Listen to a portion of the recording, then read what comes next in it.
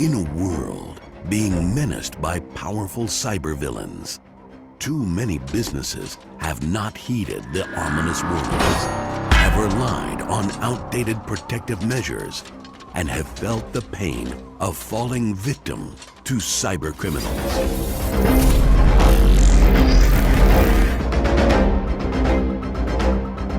The old approach to defending against these vicious criminals has failed. Far too many business owners have had their livelihoods pushed to the brink of total decimation and have been left feeling like there is no way to protect themselves and no end in sight. The time for cybersecurity specialists and MSP professionals to join forces is now. A combined force of MSP superheroes fighting alongside their most trusted allies at Black Talon.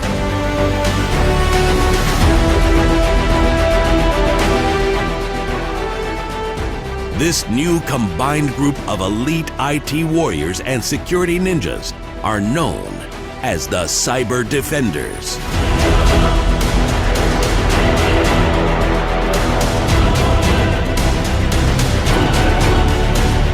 Together, they will utilize a combination of years of IT and cybersecurity specific intellect with the most advanced cyber tool available today, Eagle Eye.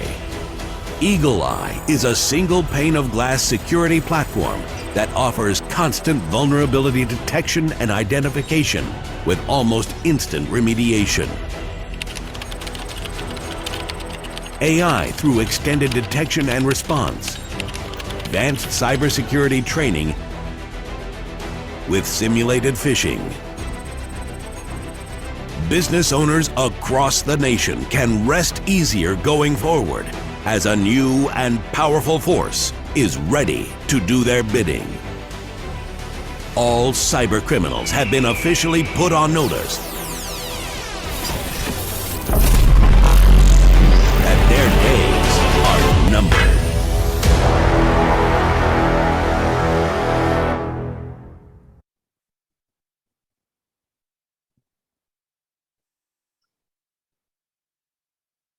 I love that video. That video gets me going. And if that video doesn't get you going, there's something wrong. Gary, thank you for that. CEO of Black Talon, Gary Salmon, will be our speaker today. I'm really excited about what Black Talon's bringing to the market. They're doing some unique and wondrous things, not only with the products and services, but also with the support and how to put it all together. I'm Peter Verleza, you know me, representing Big Red Media, and Black Talon is a newcomer to our community. They'll be at boot camp in April, looking forward to that. So Gary Salmon, CEO of Black Talon, and we have here also Terry Phillips of Integrity Solutions. You'll be hearing from both of them. Gary, talk to us about Black Talon. All right. That is a great video. Thank you, Peter. Yeah, so we love it. There's more to come. We're going to have a cybersecurity summit in a couple weeks, and there'll be a version 2 of this video, which will be even better. But welcome, everyone. It's an honor, pleasure to be here today. I'm joined with Terry Phillips of Integrity Solutions Group. I've been in the technology space for, believe it or not, almost 30 years. Kind of started my career as a coder. I wrote one of the very first dental-based applications back in the early 90s. I've written millions of lines of code. I actually used to own an MSP business for many years, and have changed roles over the last couple, but I'll go into a little bit more detail about that as well. But I've also had the opportunity to work with Terry Phillips and Integrity for a long time. Terry was not only a partner of ours for about 5 years, but also has recently become a reseller of Black Talon services. So I think it'll be great for you to have an opportunity to hear from one of your peers as to why, you know, Terry has seen a value with partnering with Black Talon. So let's go ahead and get started. If you have any questions, anything you want to address during the presentation, please go ahead and put them in the chat, and there should be time at the end to address those questions. And I'll also be available personally, so if you want to reach out to me, that's fine as well. So Terry, if you want to do a brief introduction, that'd be great, and then we'll get going. Sure. My name is Terry Phillips, and I am president of Integrity Solutions Group. We are a small MSP located in Cincinnati, Ohio. Most of our clients are in the medical, dental type industry. So security is a very important piece to our services, or bringing that along with them. Like Gary said, we've been a partner with Black Talent for quite a while. We probably share about 40 clients or so with Black Talent currently. Some of them are now through a reseller opportunity that we've had over the last, let's call it 3 to 6 months. Some of them are sort of a prior sort of hand-in-hand relationship that's being built. So that's it. All right. Thanks a lot, Terry. So we'll go through a couple objectives with you today. We'll help you better understand who we are, what we do, help you understand our services. And I'm going to walk you through some of the primary attack methodologies and vectors that we're seeing. As you know, this is an evolving industry, right? What the hackers were doing a month or two ago may not be what they're doing today. And obviously, looking into the future, one of the things that we can help you do as a partner is help you better understand where you need to be focusing your attention. So some of the technologies that were effective at defending these networks 6 months, a year ago may actually be obsolete or approaching obsolescence. We're going to help you understand this technology that we built called the Eagle Eye. This is going to really help your organization understand where you have risk, not only on computers and devices, but on your firewalls as well. All right, so this is going to give you an inside look into all of your connected devices, and you'll be able to say, hey, I have some really high risk items here. I have some low risk items here. This is where I need to focus my attention. And then we're going to go through what a partnership will look like. Obviously, we're really excited about this opportunity. We indirectly work with about 150 different IT companies across the US through multiple mutual clients. So we do have a pretty significant footprint. So let's start off by talking a little bit about who are we actually up against. You know, it's interesting talking to so many different MSPs and their technicians and kind of gauging where they think they are from a security perspective, where they think they are in terms of being able to address some of these more advanced threats, and actually understanding who's coming after us. And I think one of the biggest misperceptions that I see out there right now is a lot of folks are like, they're not going to come after my small, medium-sized clients. You know, my firewall is going to protect us. I have, EDR, XDR, you name the acronym. People are throwing it on the networks. And then we turn around and networks are still getting hit. And you're like, oh my gosh, how did that happen? I thought this tool was supposed to detect this, was supposed to stop it. All right, we've seen it all. So what are we up against? Well, we have ransomware as a service. A lot of these big hacking groups now have what are called affiliates. Affiliates are hackers or groups of hackers that basically sign up with the hacking group. So take a look at someone like Lockbit. Lockbit has about 100 hacking groups that are part of their ecosystem, right? And Lockbit will basically, quote unquote, license them all the hacking tools. Lockbit gets a cut of the ransom payment, and the affiliate gets a cut of the ransom payment. All right, so some of these have some pretty significant reaches across the world through these various hacking groups. I will tell you, some of these hacking groups generate over $100 million a year in ransom payments.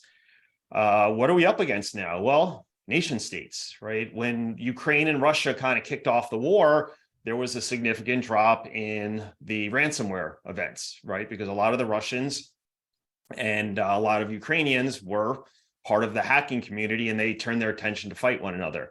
But what happened? Well, China, Iran, North Korea kind of jumped in the game, and now they're actively launching ransomware attacks where some of these countries were more into intellectual property theft, right? Theft of information from some of our largest corporations, universities, research, et cetera. I will also tell you one of the big challenges that we see with a lot of MSPs, they underestimate these hackers' capabilities when it comes to leveraging vulnerabilities. I will tell you in almost every ransomware case that we deal with, and I'll explain, kind of why we're dealing with those. The hackers leverage vulnerabilities on the inside of the network to further exploit computers, bypassing AV and XDR and EDR. Right, so I'm going to help you understand why vulnerability management has to be a part of your security stack. You're probably operating in an area where you have potentially clients in multiple verticals, maybe the financial sector, healthcare, things like that are in heavily regulated industries. And many of these regulated industries are now requiring that businesses do a lot more than the typical firewall patching and antivirus. This year, let's backtrack, 2022, right? We never saw a ransom demand of less than $100,000, even for a very small business.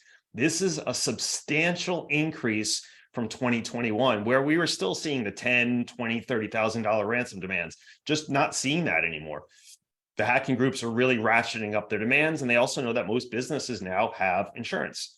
I will also tell you that in the last 30 days, we have seen 2 different ransomware groups successfully completely disable EDR and XDR solutions, literally rip it out of the computers, the servers, everything. All right, so we're going to talk about that because as much as we're proponents of EDR, XDR, we have to understand that it's not going to stop everything, and the hackers are effectively disabling these defenses. And then we'll talk a little bit about the big issue here, which is these data leak sites. So if you have clients that have intellectual property, protected health information, PII, personally identifiable information, and they get hit by ransomware, 75% of all the ransomware groups are stealing most or all of the data in the environment before launching the ransomware attack. And most of the time, the EDR and XDR tools will not pick up the exfiltration of data. All right, depends how it's configured and what the capabilities are, but most of the time we see them getting around EDR and XDR and exfilling the data. And then they're going to leak it on these ransomware sites. All right, so you can actually go to these sites and see all the data that they've taken. So we started Black Talon in 2017. Myself and a couple other folks started Black Talon. We grabbed some talent from Fortune 500 companies, Wall Street. We are based out of New York here. And a lot of other big organizations. Some folks came from highly regulated industries like healthcare, others did not. We are a dedicated cyber company, so we don't do any MSP work whatsoever. So in terms of any type of conflict, right, we work with Terry all the time. We don't sell firewalls, we don't do anything like that. We try not to step on anyone's toes. Obviously, primary focus of our organization is prevention. But we do a lot of ransomware and cyber events. We've done hundreds of cyber events across the world. Everything from small mom and pop businesses all the way up to healthcare organizations with over 4,000 computers. All right, so we've pretty much seen it all. We've been involved in some of the largest ransomware cyber events in the nation's history, going back to 2018. Some very high profile ones. You'll see me quoted on things like Krebs and some other high profile articles talking about these events. So we are a digital forensics and incident response shop as well. I have full-time forensics analysts that are able to basically rip apart ransomware attacks, malware, et cetera, and provide feedback either to the client or in this case, back to you guys in the event that something does occur. We have about 26,000 devices under management and being monitored, obviously in real time. Clients all over the country and obviously all over the world. We have clients in all 50 states and on most continents. We secure about 1,000 physical locations. And then our clients range anywhere from like 10 computers on the small side up to 4,000 and kind of everything in between. We have clients in just about every vertical you can think of, financial, healthcare, legal, accounting, manufacturing. We do some work for companies that provide parts and supplies to Department of Defense, things like that. So we also do security for a lot of MSPs. I mean, Terry is not only a reseller of ours, but for many years, probably close to 5 years, we've actually been doing all of his security for his MSP. If you look back at what was going on in like 2018, 2019, Soda Nakibi, who's kind of been brought down, but is somewhat reincarnated. their primary attack methodology was to hit the MSP and then use their RMM tool to take out their clients. So we did numerous attacks across the nation where the MSPs were unfortunately the victim. All right, so hardening your security is also going to be an important aspect of what needs to be done. And then IR cases, incident response. We've done tiny little ransomware cases for like $5,000. And then a little less than a year ago, we did a massive one, $2.4 million actually on a small business, believe it or not. They only had about 120 endpoints and they got hit for 2.4 million. So what are some of the benefits of partnering with us? And then we'll get into the technology in a couple minutes, which is the more exciting part. Brand recognition. We are a national brand. We are highly recognized in the small and medium business spaces, especially in the legal, healthcare, and the small business sector.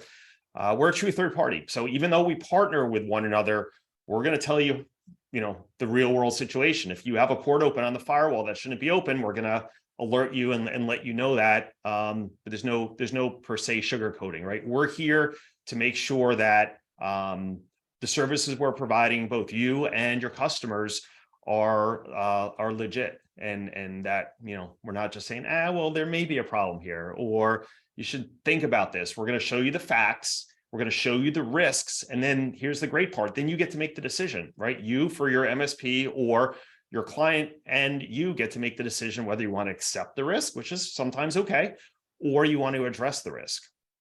I will also tell you that a lot of the insurance companies are starting to ask the businesses whether or not they have a third party testing the security of the environment, right? The days of just checking boxes on an insurance app saying, yep, I'm doing all this stuff, is quickly going away. And there's actually chatter right now that many of the insurance carriers for cyber are getting out, right? They're not going to provide cyber coverage anymore. They're all worrying about the massive what if, right? A systemic event where they wouldn't be able to insure all of their insureds. You also have access to our CISPs and our HCISPPs. All right. So these are, for most of you should know this, pretty highly credentialed security engineers. So they're one phone call away. Hey, this is what I have going on, or we're thinking about doing this. What are my security risks? What do I need to be thinking about? Right. And we'll provide you honest feedback, right? We don't really sell anything besides an XDR platform. So we're going to tell you, hey, all right, this is what you need to be thinking about, or here are the pros, here are the cons for your based on your question. We also provide the single pane of glass view of your attack surface. So if you're not tracking attack surface right now, you're definitely missing a big component of cyber. And I'm going to show you kind of what the challenge is with attack surface and not having visibility into that for your clients. We also do malware analysis. We do a lot of this. Our MSP partners have some type of EDR, XDR in place, or traditional antivirus. It pops something, it looks hot, right? We'll extract the executables from the MSP, and we have some extremely sophisticated high-end software that'll rip that apart. And then our security engineers will look at it, and then we can provide feedback to you as to what has to happen next. It might be as simple as, hey, the kill's the kill, game over, don't worry about it. Or this is what we need to do, right? It may changes to your registry. It may have moved laterally. You have a bigger problem than you may realize. And it may require the wiping of machines in the environment. But you'd rather know that now than in 2 weeks, get a phone call saying you're fully encrypted with ransomware. We do ransomware negotiation. We've dealt with just about every hacking group out there. So in the event that a customer of yours gets hit, or you have a prospect that calls you and is looking for help, we can assist with that. We also work with some of the insurance companies as well. Digital forensics. If you are in an industry where it's a regulated industry and you have to determine whether or not data has been accessed or exfiltrated, we can do that, right? We're going to be covering on another webinar how to actually deal with a cyber event, but understand that if that does occur, you can come to us and look for help from a digital forensic standpoint. Mutual referral relationship, being able to refer, customers to you, just like you would be purchasing licenses from us. So we do have customers that come to us and be like, hey, listen, I'm having a little bit of a struggle with my local IT guy. He's my friend's friend, and I just need someone better. Can you refer us somewhere? And then one of the biggest things is really reducing headcount, hiring issues. learning of new tools. We all know that that's a challenge, right? There's an issue finding good IT folks right now. The salaries are going through the roof. We say to a lot of our partners, and Terry and I had this kind of conversation just recently, what can Black Talon do for me to help, reduce my overhead? And we're going to actually show you some really cool technology in a few minutes that can lift the burden of remediation and patching away from you, the MSP, and put it on us and our technology that's designed to do this.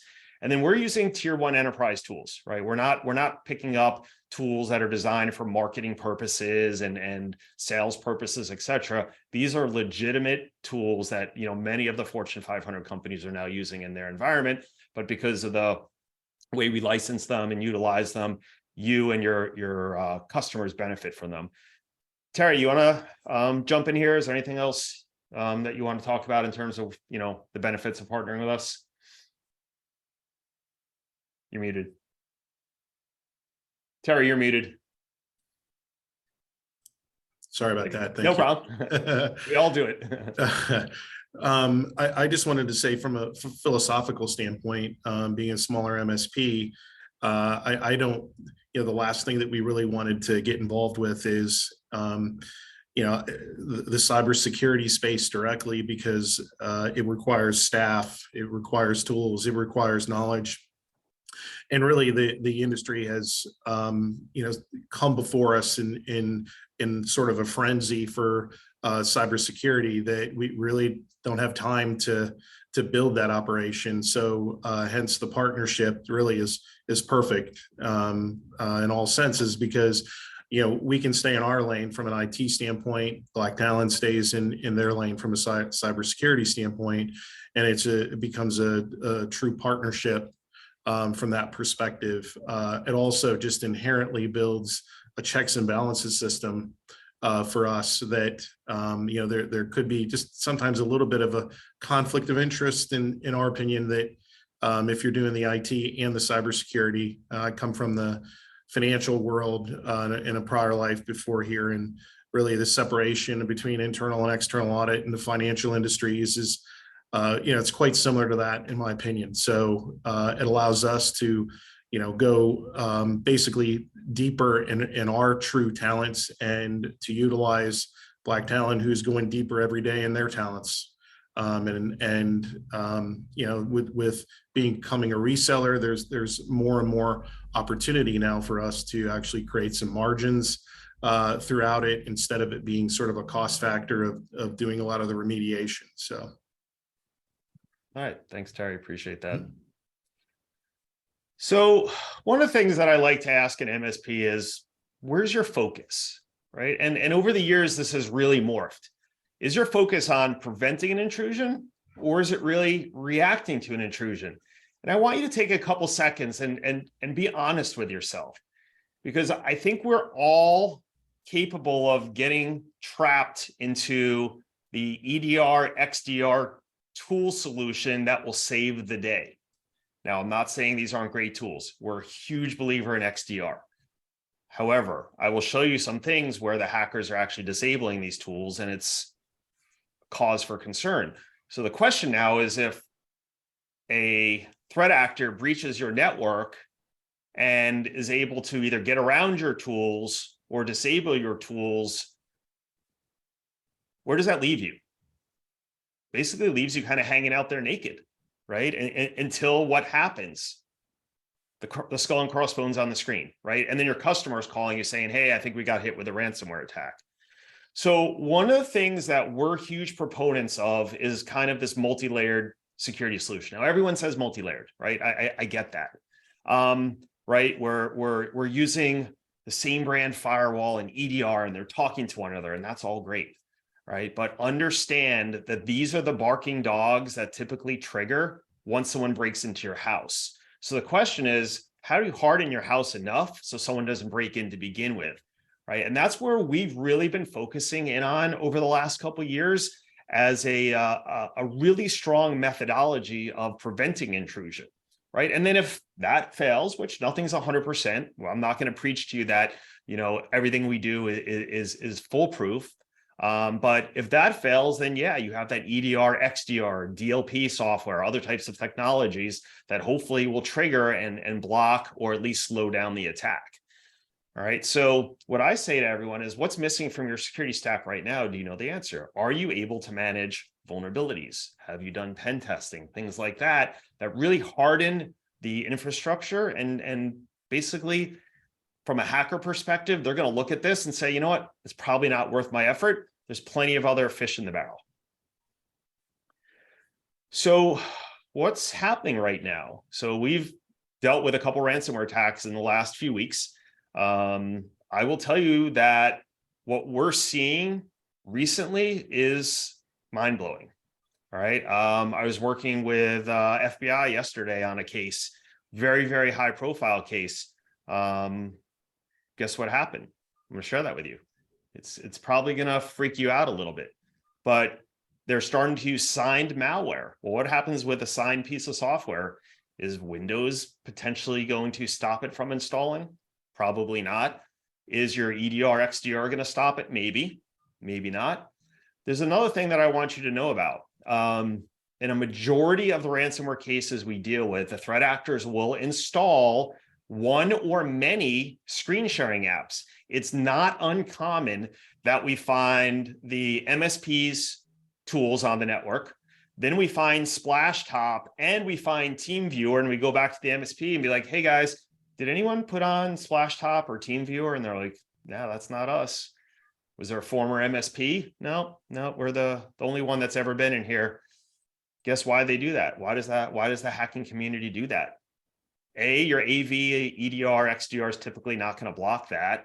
And B, it gives them very easy accessibility back into the network. All right.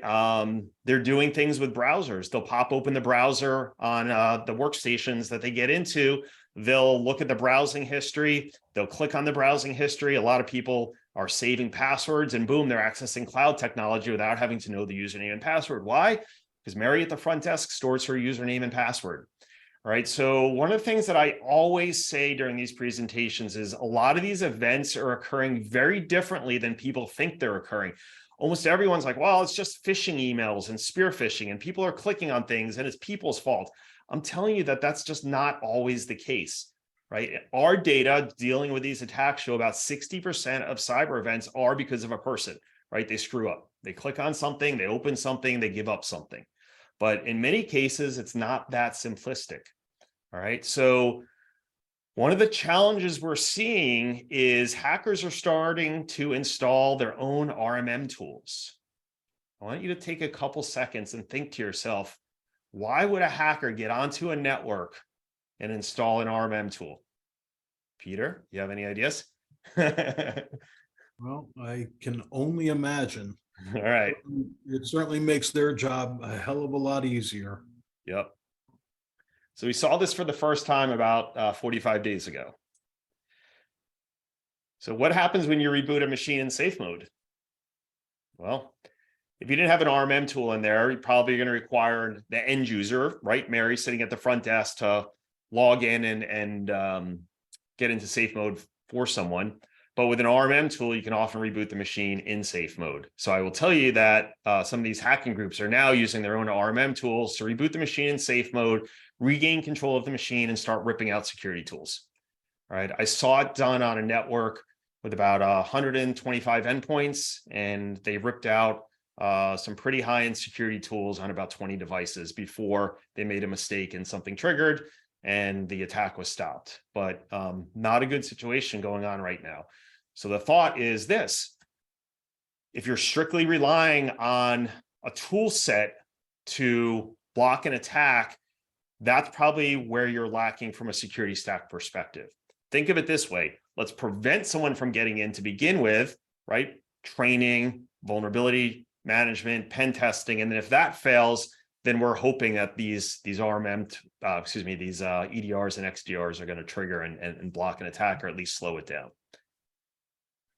So in terms of a security stack, right? What are we offering the MSP market? So we'll go through each of these in a little bit more detail, but at a high level, we have the Cyber Academy. You can probably guess what that is. That's going to handle training. we've email breach notification in the event that a website is compromised and one of your customers' email addresses are involved in that breach. That's a big issue because their credentials are probably compromised at that point. We're going to talk about vulnerability management in quite a bit of detail because for a lot of MSPs, this is something they've heard about, but you may not know kind of all the details around that. XDR, pen testing, security risk assessments, that's becoming very popular right now, and remediation and patching. So in terms of hackers breaching networks, there are a couple primary methodologies that they're using. I'm just going to focus on the social engineering and network vulnerabilities during this presentation. When we go to do our summit towards the middle of the month, the MSP summit, we're going to dig into these other items in a little bit more detail. Let's start off with social engineering and the Black Talent Academy. So our academy is an enterprise training tool. It is obviously all cloud-based. It's designed for small and medium businesses, unlike some of these other tools that are really enterprise level. It's self-paced. Our modules are broken down. We have two different training types. We have one training type that is 4 modules, and it's all cyber and it lasts about 1 hour and 20 minutes. They can obviously start, stop it at any point. They take quizzes. And then if they complete the training modules and pass all the tests, they're provided with a training certificate. Especially if they're in a regulated industry like healthcare, they need the certificate to be HIPAA compliant. We also have a new type of training that are micro modules, where they're like 2 to 5 minute long modules, and they'll take one every week or every other week.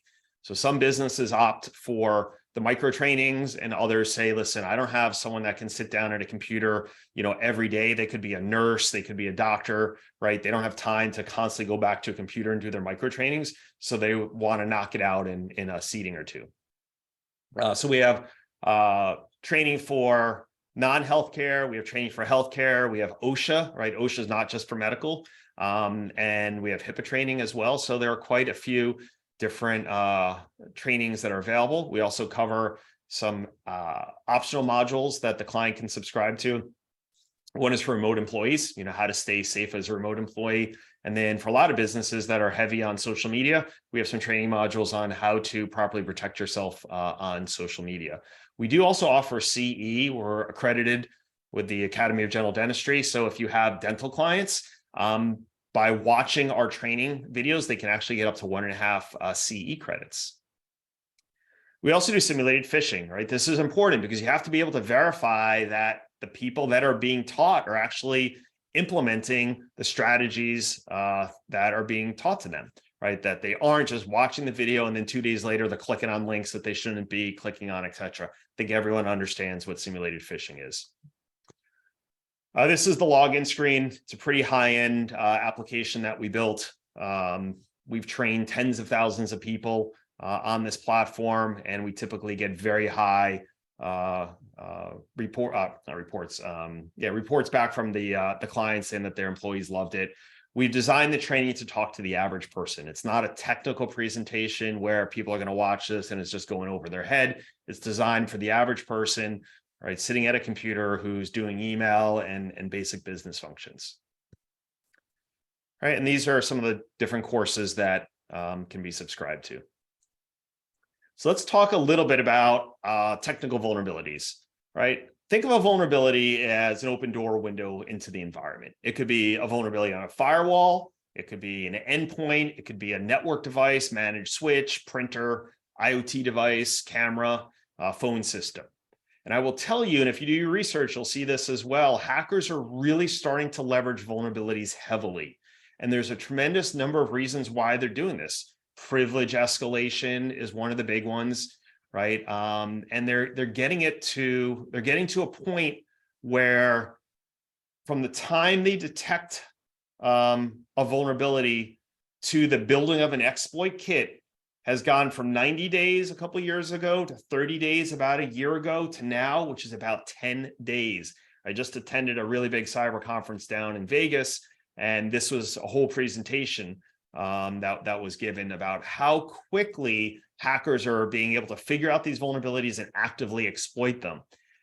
The challenge with vulnerabilities on the inside of your network is if a hacker gets a footprint, right? A foothold, I should say, on the inside of your network, they will instantly launch, and we find these during our forensics investigations, they will instantly start launching vulnerability scans, network maps, they'll do Cobalt Strike, they'll use various types of pen testing tools, Kali Linux, to try and figure out, hey, how do I exploit devices on this network?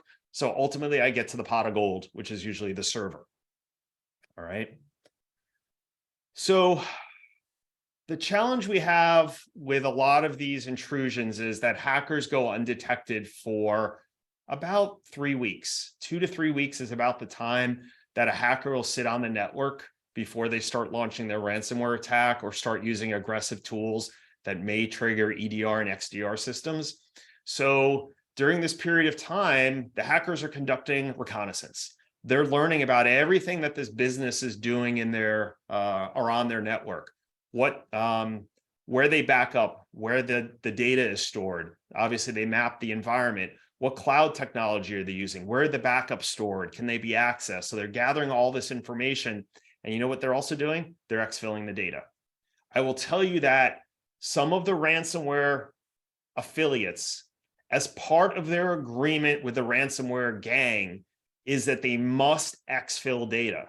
They can't just hit them with ransomware. They're required to steal as much data as possible before pressing the button on the executable for the ransomware attack, right? And if they don't follow the protocols, they'll be booted out of the affiliate program. They have these rules. It's crazy, right? They also have rules that says if you hit a hospital, right, you'll be removed from the affiliate program. So not all of them do it because we deal with plenty of healthcare entities that are victims of ransomware. I'll also tell you that they'll deploy cracking tools that crack passwords, things like that. EDR, XDR is pretty good at trapping this stuff and alerting. All right, but understand the tools that we all use are often publicly available, right? And the hackers will buy these tools too and modify their code, figure out their methodologies that enable them to bypass this technology, right? They all know we're up in our game, so it is a true cat and mouse event that's going on. We talked about the screen sharing software.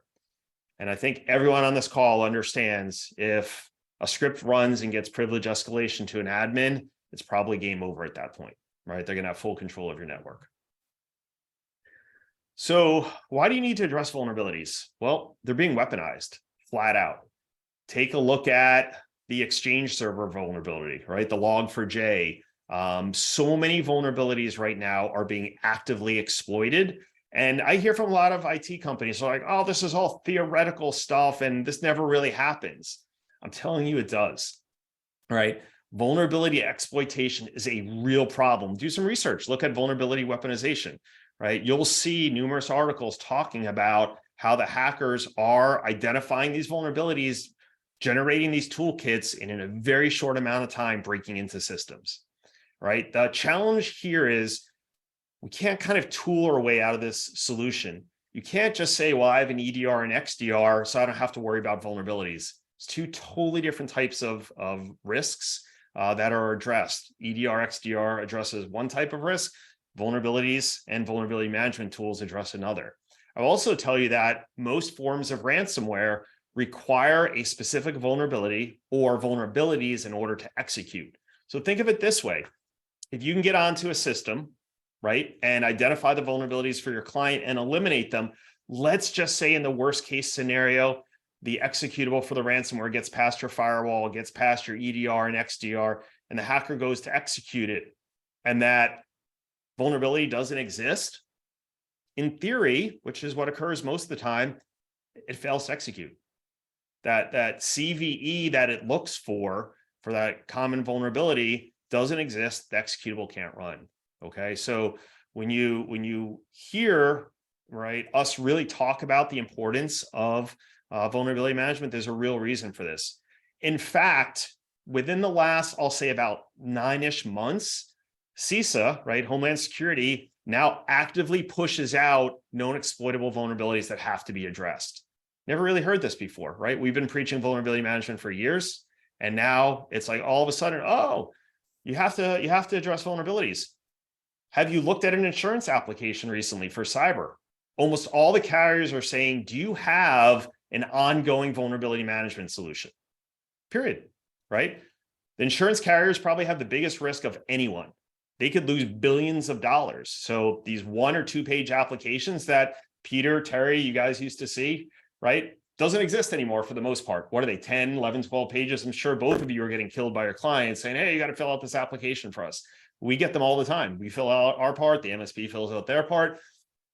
Kind of happy client, but it's nice to be able to check the boxes that you are doing these things. So this is a term that's been relatively popular over the last year.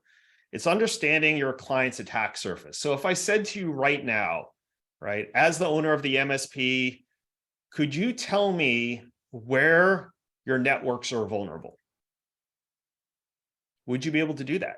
Would you be able to pull up a piece of software and say, these 10 firewalls have issues. These 300 endpoints have high-risk vulnerabilities.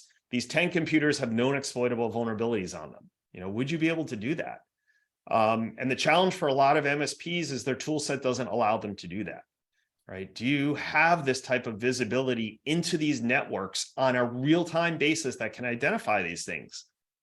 If CISA comes out with this list of known exploitable vulnerabilities, can you punch those into a database in your tool or tools and instantly identify which machines are at risk and then address the vulnerabilities?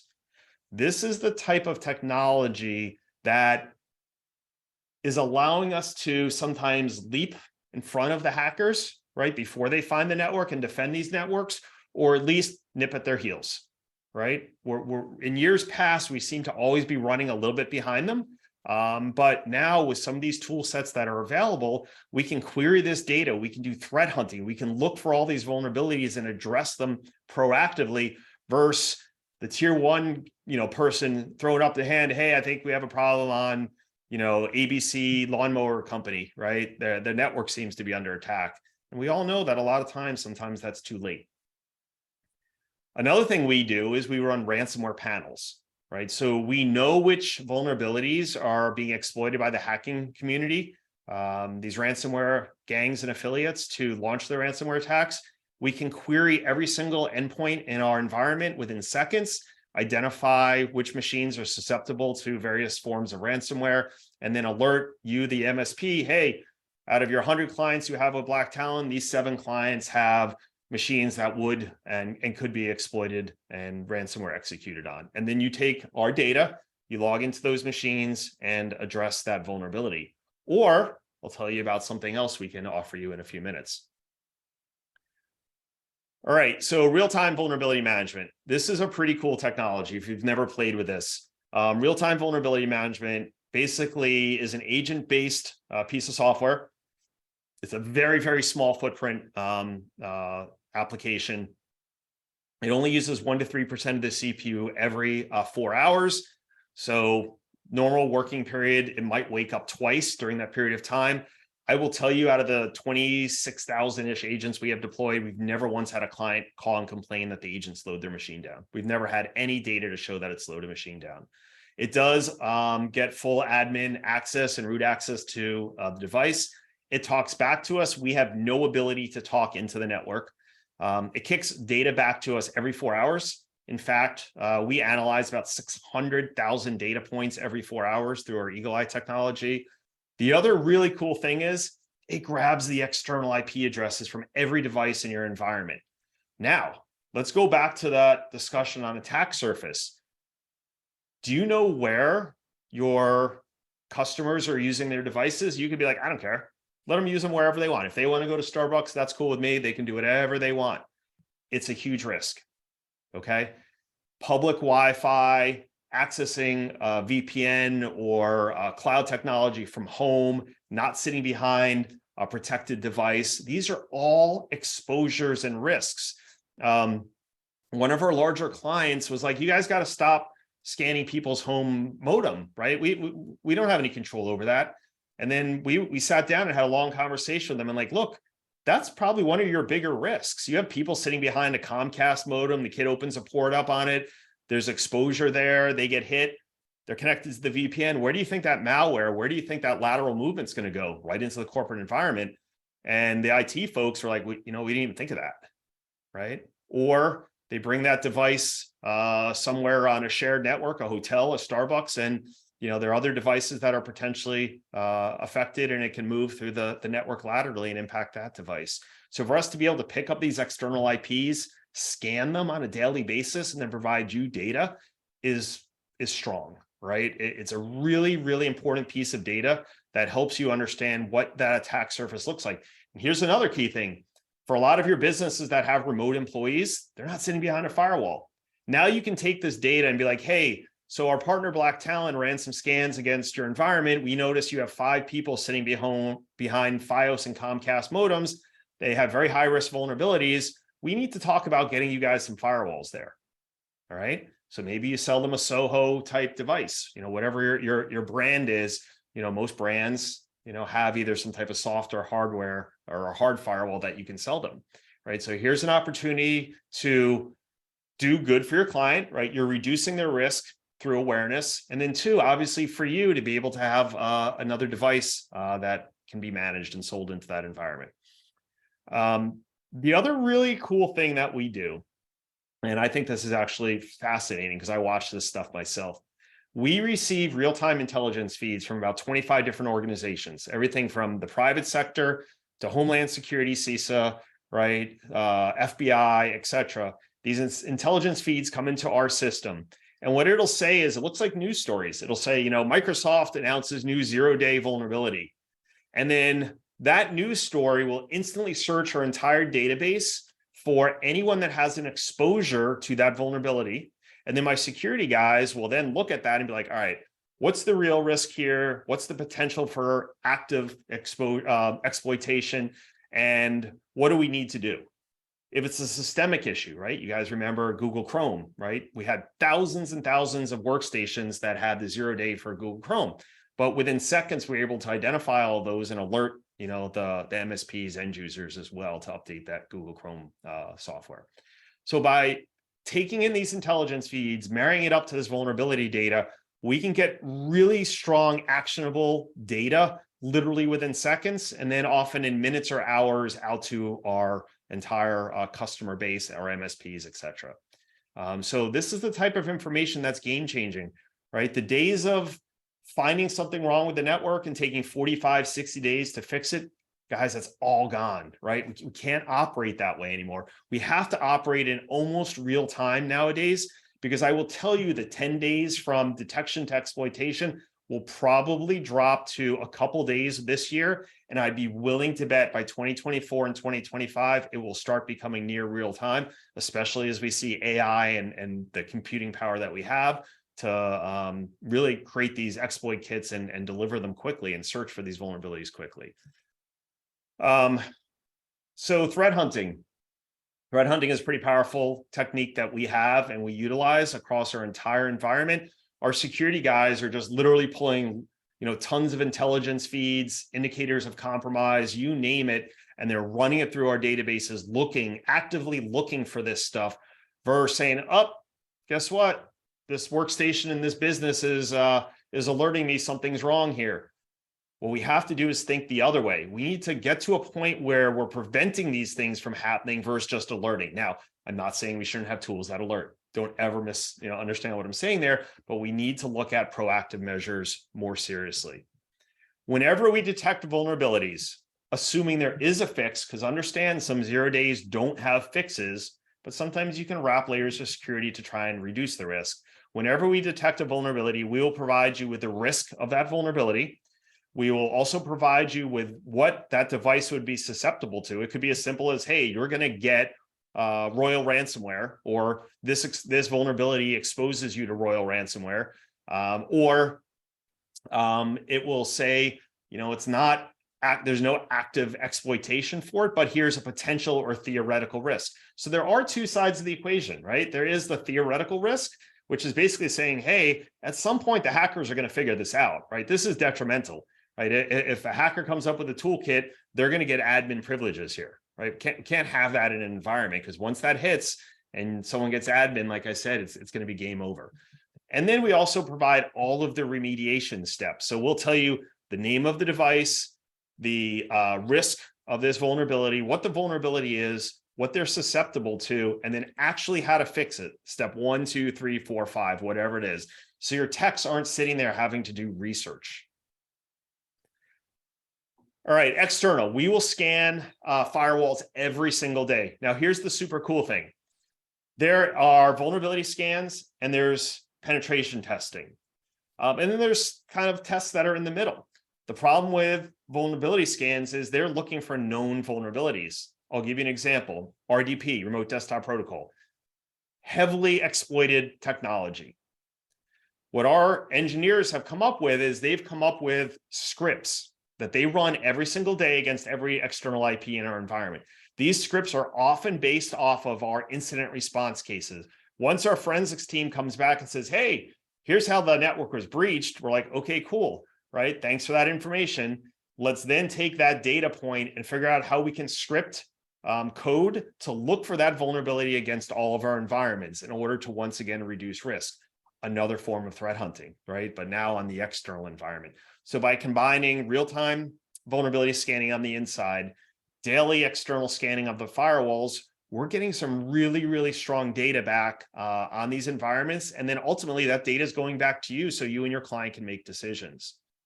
We also will scan modems, right? We see, unfortunately, businesses that when they sign up, they're like, oh, I have a firewall, and then you scan it and it's wide open, and then you start digging into it, right? And we find out that they have the Comcast modem, which is a firewall in their mind, right? Or it has some basic firewall capabilities. All right. We also provide monthly reports. So I'm going to show you kind of that technology with the Eagle Eye. But once again, you're starting to see how you're going to get a really clear picture of what your attack surface looks like, both from an internal and external perspective. Another thing we do, which is becoming very popular, are these security risk assessments. Now, I know there are tools that you can put on a network, you walk away, and half an hour later it comes back and you hand your client a 50-page report showing them everything that's wrong with the network.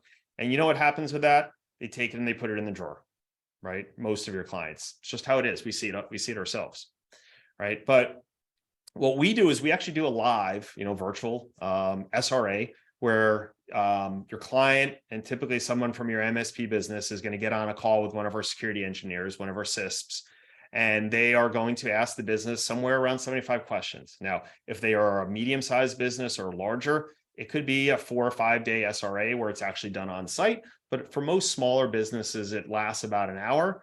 Then we're going to generate a report, right? We're going to say, hey, here's the question you were asked. Here's the answer you provided. And here's some feedback from our engineer as to how you can do better. This is a very powerful tool for you as well, because you probably have those clients that you've said, hey, replace this computer. It's out of date. You need a new firewall. And they're like, yeah, I'm good. We're fine. I don't want to spend the money. But when they hear it from us, as Terry said, as a true third party, they're like, all right, well, maybe what Terry was telling me was accurate and I should have listened to him or her, right? These are the things that are very powerful for all parties involved, right? It's this true third-party assessment, as Terry alluded to, in the financial sector. It's kind of where it's at, right? The trust but verify concept. It's very interactive. So our security guys aren't sitting there with a spreadsheet and just punching things down based on how they provide.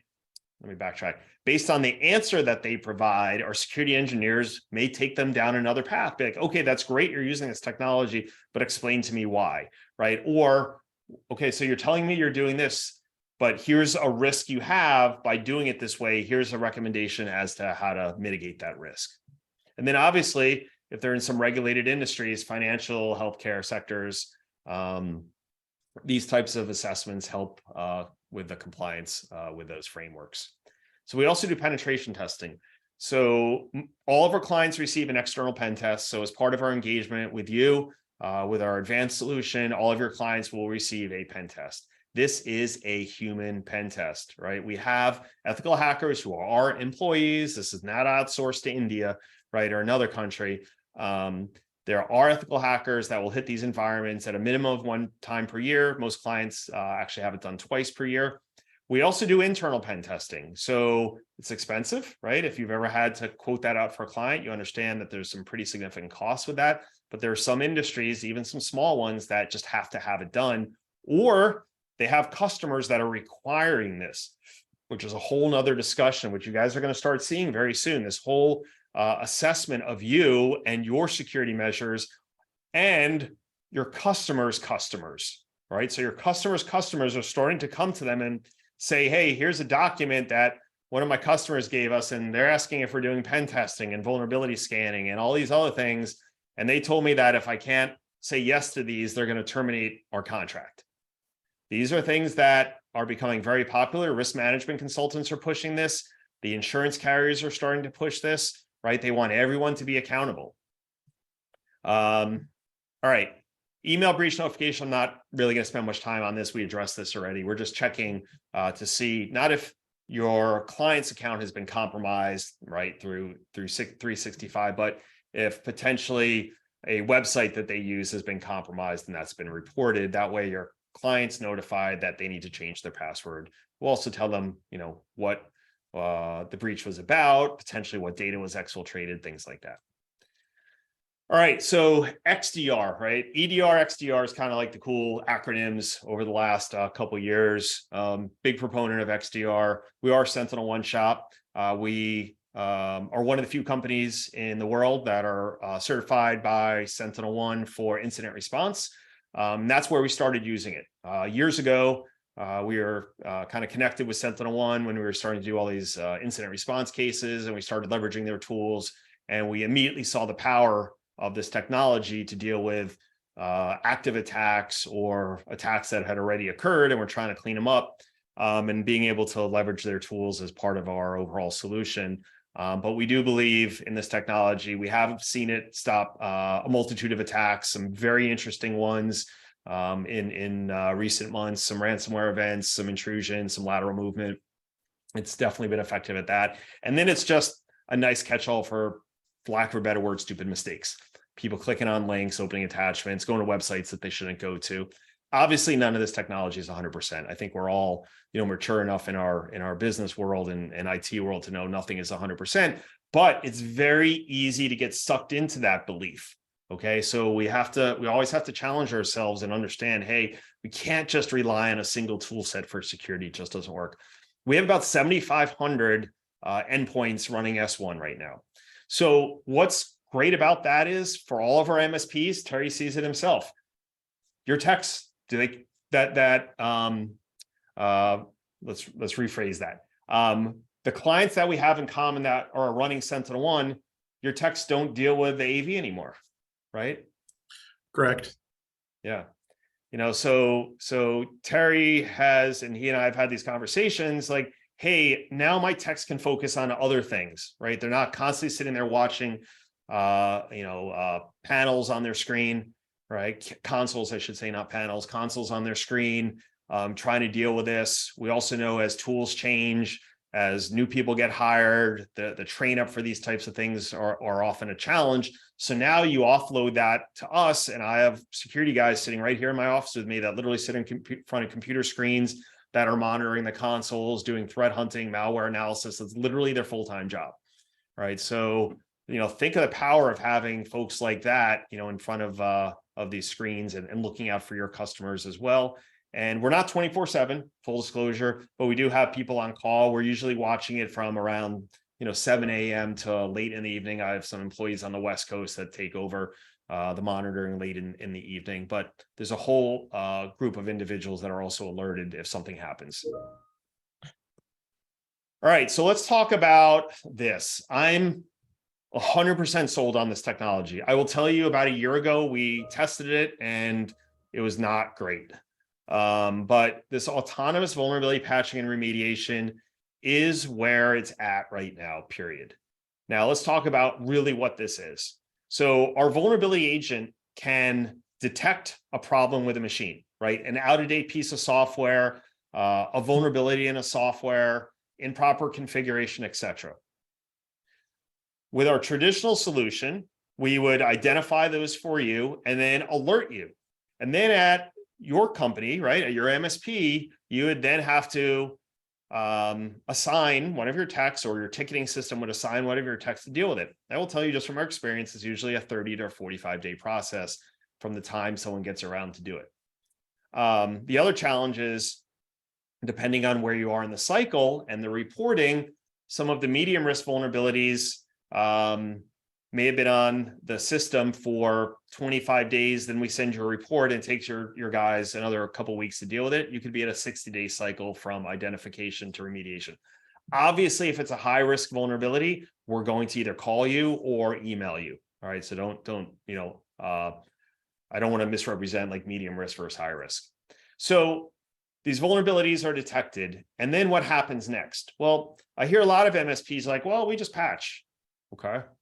I hear you, right? Sometimes patches don't stick. You don't often patch a lot of different types of third-party applications. So we can patch approximately 250 different third-party applications, but we also do remediation. So what does that mean?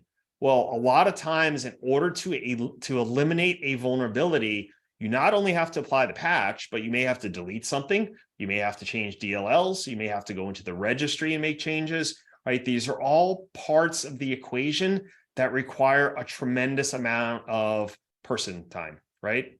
Someone behind a keyboard doing it at your MSP business.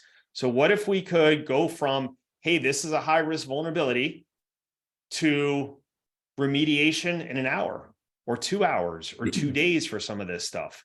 Is there a huge win there for you? And your folks don't have to do it. There is, right? And that was another thing that, Terry's starting to do now. Terry, if you want to talk a little bit about that, because you're the one that actually, when I started mentioning this to you months ago, you're like, no, this is really important. This is important for my business.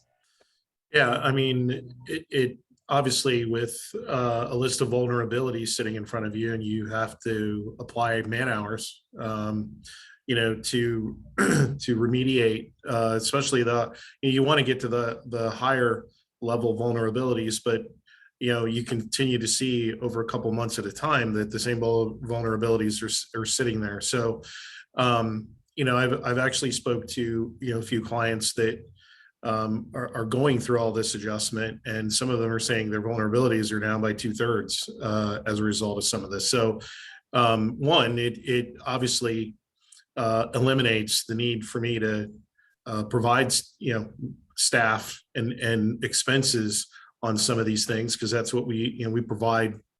Part of the partnership is with all of this that we handle a lot of the remediation work, but our involvement is much less. So client happier, obviously, because they're looking at the number of vulnerabilities that are there, and with a less and less list every month that's coming about, and we're spending less time on it, certainly is a win-win-win for everyone. All right, awesome. Thank you, Terry. So to kind of put this into perspective, our technology's pushed over 650,000 patches in the last 90 days with 0 failures. All right, so this is enterprise quality technology. This is not, mom and pop, homegrown stuff. So we talked about the remediation. Let's see, 90% of the vulnerabilities can be addressed through this autonomous patching and remediation. I will tell you that there are some downsides. The first is we can't patch IoT devices, managed switches, Wi-Fi, or firewalls, right? That's still something your team is going to have to do, simply because we can't put an agent on those devices. So there will be some things that your team will still have to do, but almost all the vulnerabilities that exist in these environments are typically on the endpoints, servers, workstations, Windows-based tablets, things like that.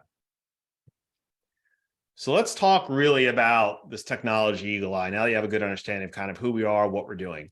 So we started building this platform out about 2.5 years ago. It is built completely on Salesforce.com. So if you're not familiar, or you are familiar with Salesforce, it's very powerful technology. It's basically infinitely scalable. The cool thing about Eagle Eye is it's not only it's the single pane of glass for you, right, the owner of the MSP, right, your technicians, your managers, etc., but it's also a single pane of glass for your customers, right? So they can, if interested, go in and kind of see how things are going from a security perspective. And here's why. A lot of businesses have to answer to regulated industries. They have boards, right? They have maybe ownership by private equity. And now people in these organizations are being held accountable. You can't have the CEO of a company anymore get hit by a cyber event and then the board being like, hey, what risk did you have? Did you know about it?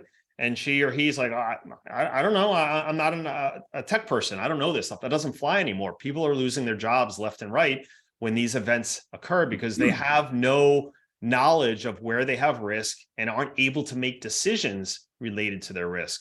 So it provides both you and your end user transparency. I will tell you that, and I think you kind of heard Terry say it as well, the customers love it, right? They like to see that they're getting something for what they're paying for, right? So to watch these graphs, and I'll show you this in a minute, a decrease in terms of risk and vulnerabilities is very powerful, right? Visuals are a very powerful selling tool. And then stickiness, right? Knowing that you're not only managing the firewall and have antivirus solution, whether you're providing it or we're providing it. You're now saying we can identify risk and autonomously eliminate it. There's a lot of stickiness with that client because they feel like, all right, they got my back, right? They're taking care of me. Eagle Eye is a big alerting platform. So as we detect high risk things, we are going to alert you. We are also not an over alerter. All of my security guys are very conscientious about making sure they're not pulling the fire alarm because we know what happens with these tools. All of a sudden you do this, everyone starts ignoring the emails, and then the tool is completely useless. All right. The other thing is threat prioritization. And I'm going to show you the screen here in a couple of minutes. Within a very short amount of time, you're going to be able to determine where you have risk and how to best use your resources to address that risk.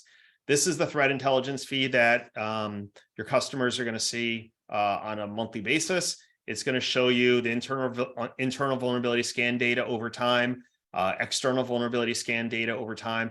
I will tell you that even the best IT companies and MSPs, sometimes your techs just screw up.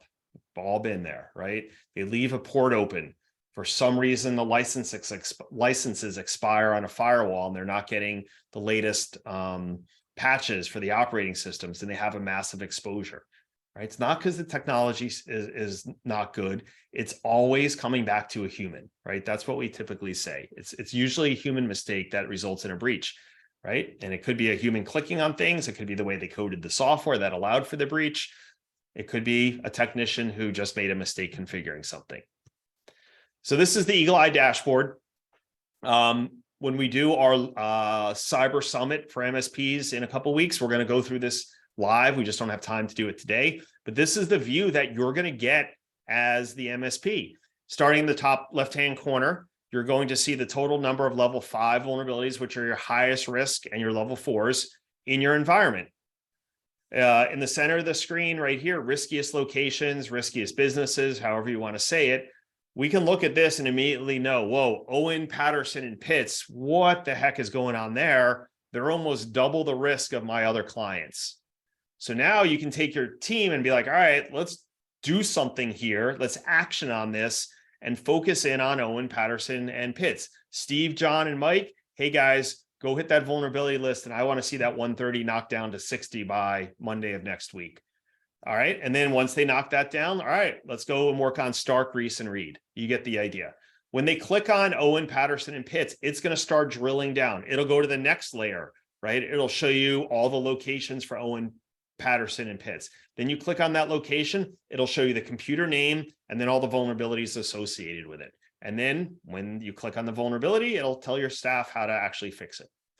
Firewall vulnerabilities. If I said to you right now, can you give me a list of every firewall in your environment that has a known vulnerability on it? Can you do that?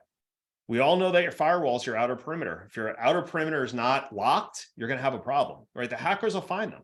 They scan millions of IP addresses every couple of hours. Location count, just how many different physical locations are being tracked. Your Qualys agent count, which is the vulnerability agent, SentinelOne.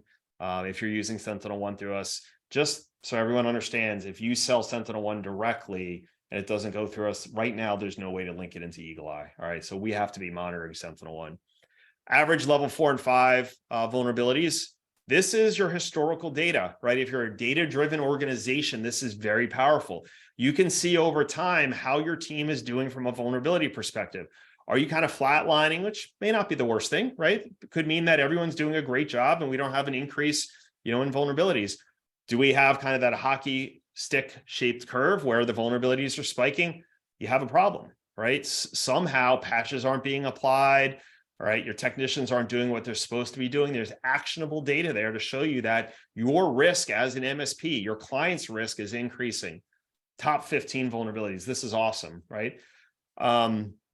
Let's just say for argument's sake, majority of your systems have the Google Chrome vulnerability. You can look here and be like, whoa, 20% of our customers or 20% of my vulnerabilities revolve around Google Chrome. Guess what? You go into your RMM tool, you tell it to push the Google Chrome update, and boom, it's done. If you're using the remediation services from us, we would do that for you, right? But think about being able to reduce your risk by 10, 15, 20% by pushing a single patch. Do you have that kind of data right now, all right, to action on? Obsolete Macs, obsolete Windows OS is very powerful. Your customers see this as well. Can't argue with that, right? They have this data too. You've been telling them, like I said before, to replace those, Windows 7 machines for months now. Now they're going to get a report from us showing them that that's an obsolete computer and needs to be replaced. So now, once again, to Terry's point, and Peter said it too, you have a third party telling you this. All right, so let's make sure we start wrapping up here so we can do some Q&A. So how do we work together? So first, what most of our MSPs are doing is they're saying something like this, Mr. or Mrs. Customer, here's what we do for you. We provide this level of cybersecurity. We provide the firewall, backups, monitoring, etc. But if you're really looking for advanced security, we partnered with Black Talon. This is who they are. This is what they do. And they provide advanced security solutions. Right? And then obviously, depending on who you're talking to and their level of technology experience, you can go into as much detail or as little detail as possible. All right. The cyber training is a very powerful tool. As most of you know, a lot of events can be mitigated through training. So we have that platform. The security risk assessments, we covered that. The pen testing, very powerful.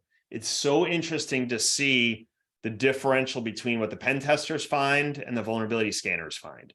It is quite amazing to see what a really well-trained individual with another set of tools can do to an environment that these off-the-shelf tools cannot do, right? A human's knowledge and ability from a pen testing perspective is still better than any tools that are out there. And at some point, they're going to start converging. I get that. All right. So how does pricing work? So I'm not going to get into specific pricing on this call because it is kind of a public forum. But pricing can be a la carte. So we do have some MSPs that say, hey, I need A, B, and C from you, but I already have a solution for a D. No problem.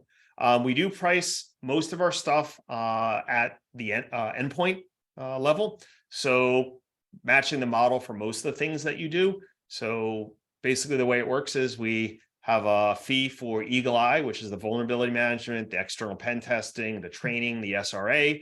And then we have endpoint pricing for SentinelOne. And there's enough margin in SentinelOne so you can still be profitable. And you don't have to worry about as many bodies in the seats. So it's kind of a win-win.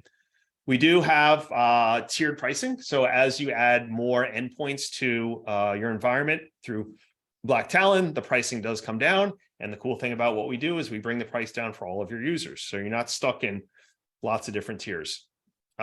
We do custom pricing statements of work for things that can't be really standardized. Like I can't just tell you how much a pen test is going to be per se, because there's lots of things that need to be accounted for. We also do Azure and AWS testing. We have pen testing capabilities. We have vulnerability tools that can be deployed in these environments. We can do application testing. So if you have customers with internet-facing applications that they've engineered, we have some very sophisticated tools that can literally beat the crap out of those applications to see whether or not they're going to hold up and kind of give up the ghost.